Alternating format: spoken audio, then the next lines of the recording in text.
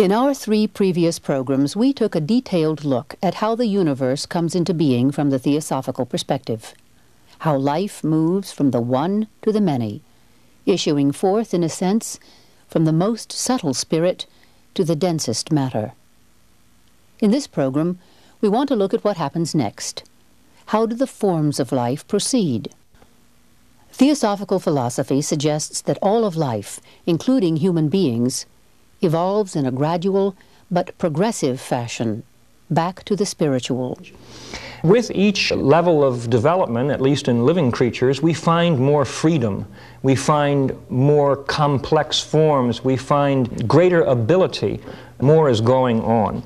And the Theosophical point of view is essentially this, that evolution proceeds from within outward. That is, it goes from the inner potential and the reality of things to an expression in the exterior world of that inner potential, so that it becomes revealed or manifest or functional or actual, existent, and not just potential. An interesting example of this notion that there is an inner reality guiding the activity of life comes from a most unsuspecting place.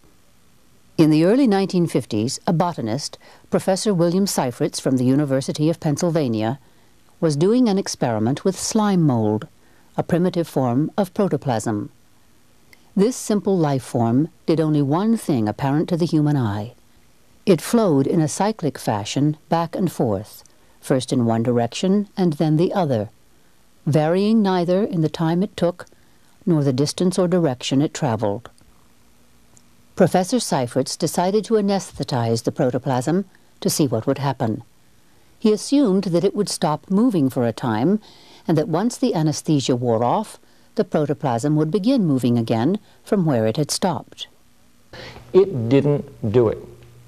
What happened was, to his complete surprise, was that the protoplasm picked up where it would have been had it never been interrupted. That suggests the likelihood that the life force itself is in the nature of a field, an inner reality. You see, fields are non-material in character, aren't they? The field is non-material, but it's a dynamic field, you see. And if you can take again that iron filing and magnet example, if you can imagine that the protoplasm was like the iron filings on the paper, and you took a magnet and went back and forth with it, you can see that the iron filings would be moving back and forth according to the movement of the magnet, couldn't you?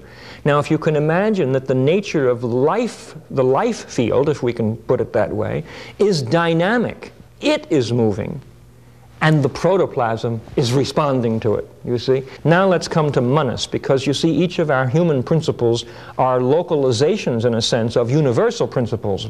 Manas is also universal, the organizing principle, the principle of order in the universe, in a sense.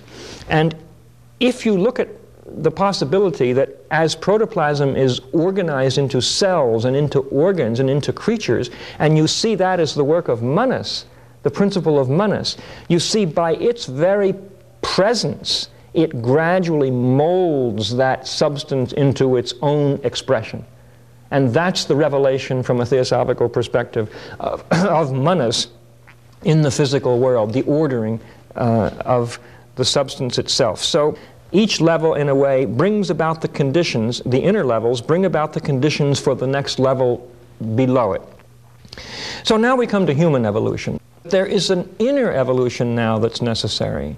And the Theosophical philosophy says that up to the stage of the human being, it happens naturally, it happens passively. Nobody had to consciously, at least the creatures and us, do anything about it. We didn't consciously build our own body. It happened.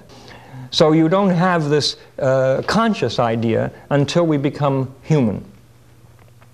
Now, it is said, we must take charge.